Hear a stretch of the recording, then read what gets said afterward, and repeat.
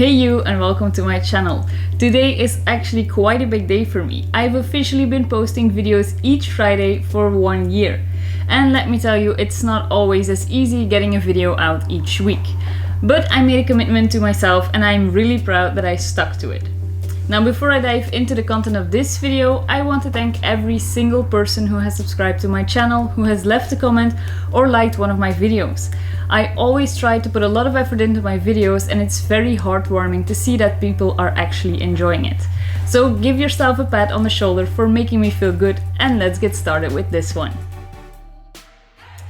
So to celebrate my first year on this platform, I thought I would show you my art journey. Trust me, this sounds way more exciting than it actually is. For a lot of artists, it actually starts in kindergarten. This was not the case for me though. Okay, I did draw on occasion and I like doing the arts and crafts classes at school, but growing up, drawing wasn't a hobby of mine. I was into animation movies though, and especially the ones from Disney. Actually, I still am. Let me show you my collection. My favorite one has always been The Lion King. I admired the drawing skills of the artists who worked on these movies, but I never felt compelled to reach the same level. It wasn't until some 5 years ago when I picked up a pencil that I started drawing again. So let me get out my first sketchbook and have a look with you. Let's start with the first one. So, in the first stage of my drawing journey, I was only drawing Disney, most of the time. And I got this idea to paint my little niece's bedroom with the 4 Disney princesses that she liked most. But I quickly got out of that idea because I tested my acrylic painting skills, and let's just say she would have gotten nightmares from sleeping in that room. So these drawings were just to practice drawing the princesses, but eventually I did nothing with them, so it was just fun practice. And then one of my favorite movies, or one of my favorite characters, is Toothless and Stitch.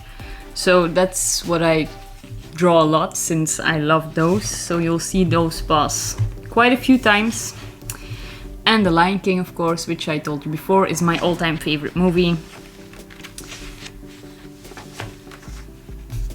And then there was Moana, I guess, which I never finished because I didn't like it, I think. Still don't, actually. And marine life is also a very big part of my life since I just love it. Killer whales are my favorite marine animal, by the way. And sharks, closely. So, there's a shark. This is a very, very rounded tiger, but well, we all have to practice, right? That's what sketchbooks are for, not for perfection, just for practicing your skill. And then Stitch, told you before you would see him pass. And some more Disney drawings with really weird anatomy. Just look at his face, it's very, very off. And that was the phase, I guess, where I got into Game of Thrones. So couldn't resist drawing Khaleesi with a little dragon, which, by the way, this part I like really, really much. This part, not at all. But hey, practice makes perfect. At least if you practice the right things. Jon Snow I didn't like as much either, but, well, I had to draw him. And then Timon and Pumbaa, of course, The Lion King. And a real lion, which I actually really liked and still do. I think this is part of the reason that I became into realism. I loved this, and I discovered that I loved this when drawing all of the cartoons. Before I didn't notice, but yeah. Then I was kind of drawing just things that I see on Pinterest, and I pinned them to draw them again. So maybe improving on my anatomy drawing for human proportions, but I quickly gave up on that since, well, you see. I think I did 5 or so of these. All by other artists, by the way. I just pinned them on Pinterest. I don't know their names. If I did, I would call them out now, but if you do know them, leave it in the comments below if you want to.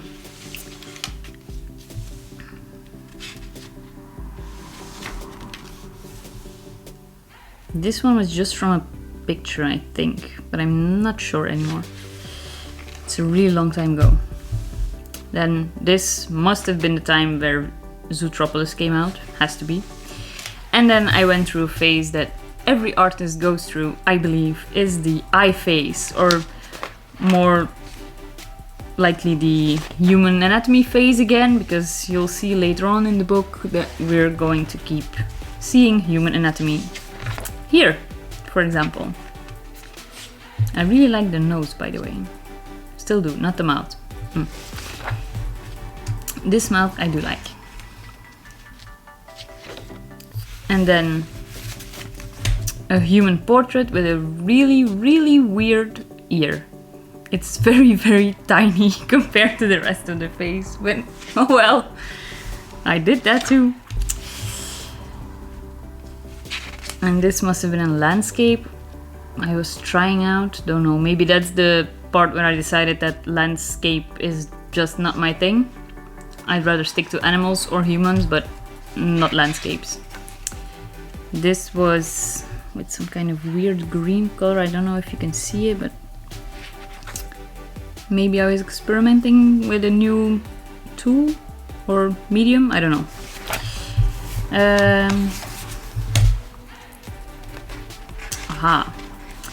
This is the part where I began experimenting with colored pencils.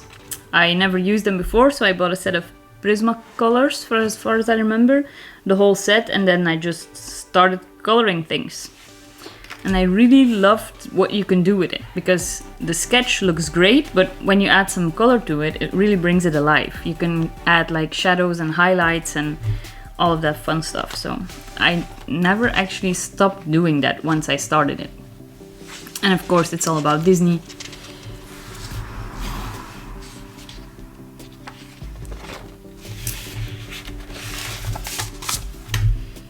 Aladdin, his face is still looking wonky here, but oh well.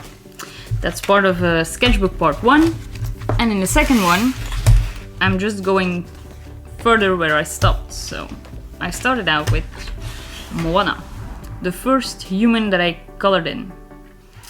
Or I gave some color. Coloring in is not the right term, but well, I gave her some color. And I think it actually looked nice. I could do better now, but well, we're 3 years further already, so time goes quickly and you learn a lot.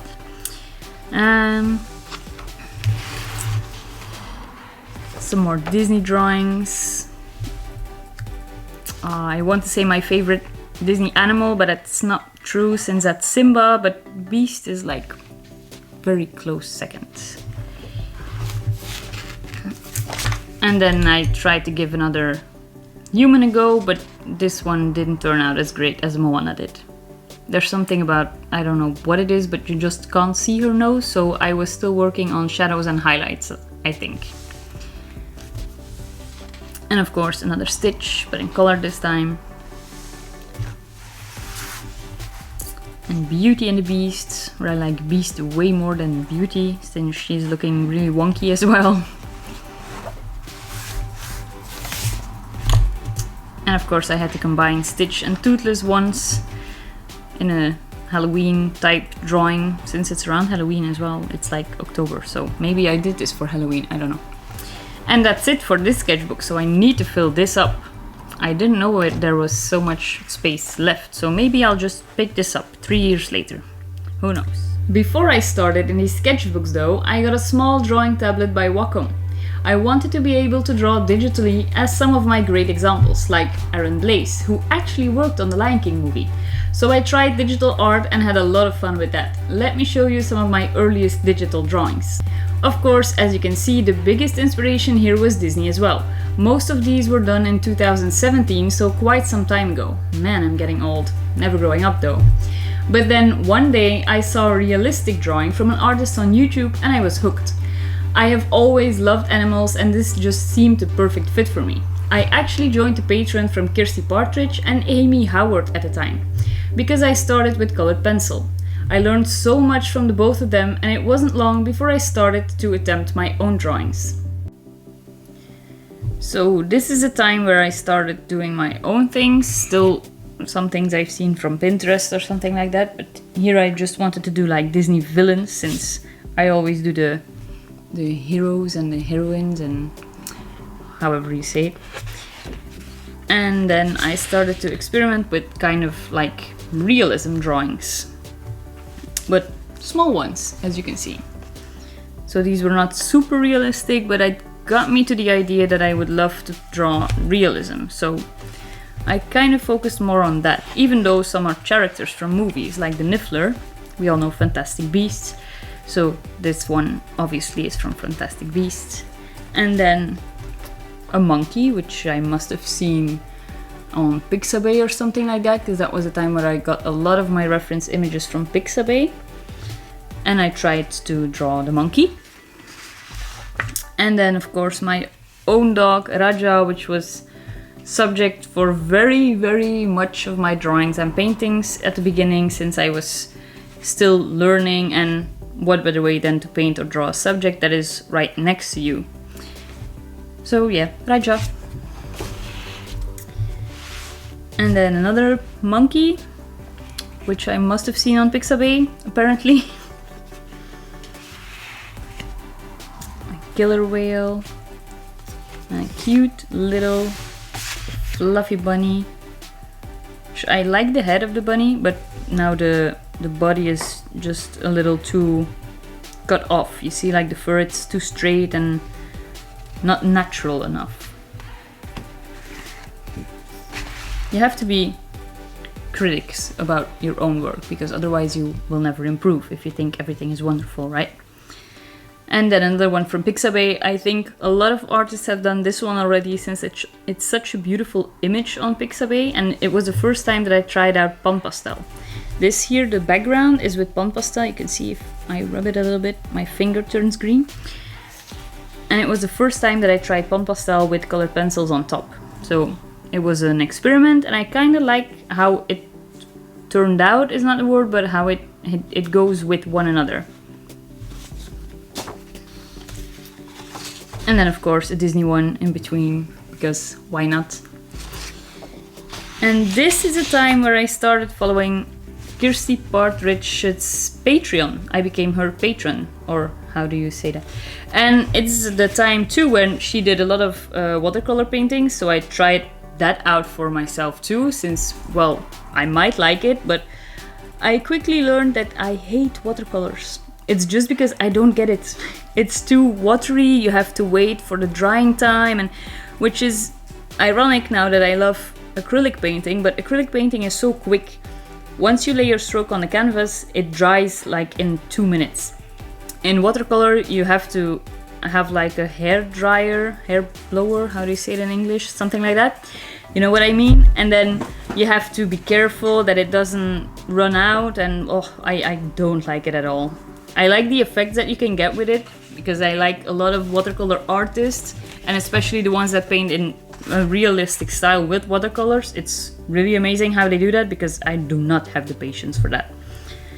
And this is one from Kirsty Partridge as well. I followed the tutorial. I think it was the first big one with colored pencil that I followed from her. And I really, really loved how she explained everything. I learned a lot from her. So check out her YouTube if you don't know who she is. She's really great. That's all I have to say about it. And then another one from Kirsty Partridge, as far as I remember. And then one from Amy Howard. I don't think I have more from Amy Howard left, but this is the first one that I did from her. It was a horse, and I really liked how she explained how to get those subtle color changes in fur and everything like that. I learned a lot from her too. So yeah, go check her out if you don't know who she is too. And then there was this one day where I picked up pastel pencils again. I had tried them before, but we weren't a match. But this time I had good paper. Trust me when I say paper makes all the difference in the world when it comes to pastel. I immediately fell in love. You should know that I don't have lots of patience, and pastel is a medium where you can work so much faster than with colored pencils. So it didn't take me long before I switched to pastel pencils as my main medium. In the beginning, I became a member of Jason Morgan's Patreon channel. I wanted to learn and I wanted to improve fast. And as I put in a lot of hours into practice, I did see my skill level improve rather quickly. So let me get out my pastel drawings. As you can see, these are all realistic animal pieces and the occasional human portrait. I really love getting in all of those little details and making it look as real as I can. I find great joy in the question that I get asked sometimes, whether it's a photograph or a drawing. That's the biggest compliment you can possibly give me, as I aspire to create photorealistic pieces. Still got lots to learn though, because as you know, we never stop growing and learning. My main medium is still pastel, but I love to work with acrylics. Mind you though, I don't think I'm an expert in this field, but I just love working with brushes from time to time. And last but not least, I just want to show you a few pieces of the acrylic paintings I've already done. But only the ones on paper, since the ones on canvas are really too big to show on camera here in this space. You can always check out my Instagram or my webpage if you want to check those out too. Okay, so this was the first one, again with the picture from Kirsty Partridge that I showed you before. The first colored pencil painting piece I did from her. I painted that one too because I really love the cheetah's expression. It's so angry, I think is the word. So yeah, I really liked this one since it was the first one with acrylics. Don't get intimidated by this because I had a lot of background from pastel painting, pastel drawing, painting, and colored pencil drawing. So color was no, how do you say this in English? Color was not new to me. Yeah, something like that. Color wasn't new to me, so I understand it how I could lay colors over each other and work in layers, especially because of pastel. The only thing I had to learn was that with acrylics, yeah, well, it's a wet medium and you can glaze, because with pastel you can kind of glaze your colors, but with acrylics you can really mix a lot of water with your colors and then just glaze a color over it, and it will get a light tint of that color that you glazed over it. So it's a really nice technique and I really loved it. Then I went on for a bigger piece, the big tiger face, and I like this one still, but for now I would have changed so much about this, because here you can see that it all goes in the same direction and it's also neat and polished, and now I would do this a lot differently, but I still like it though, because, well, it's a learning curve. Then I couldn't resist painting this cute little tiger cup. I still love this one because it looks so cuddly and fluffy. Also would change a lot now, but meh, it's okay. And then the last one on paper that I did was this panda from my own reference picture. In case you haven't subscribed to my newsletter yet, you can get 4 reference pictures each month if you subscribe to my newsletter, and then you can use those pictures as your own references for your own artworks.